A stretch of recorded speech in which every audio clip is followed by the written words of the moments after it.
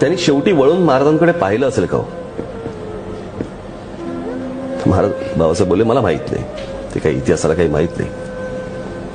हिरोजी फर्जंद म्हणजे तोच ना आग्र्याहून ज्यावेळेला महाराज निघाले त्यावेळेला महाराजांच्या जागी जो झोपला होता बिछाण्यावरती तोच ना? हा बाबासाहेब बोलले हो. आता इथे कादंबरीकार जागा होतो त्यावेळेला शिवाजीराव बोलले म्हणे की नक्की पाहिलं असेल म्हणे, त्यांनी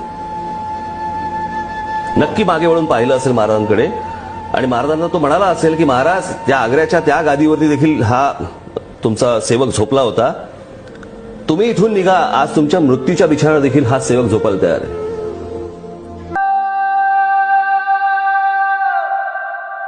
श्यामा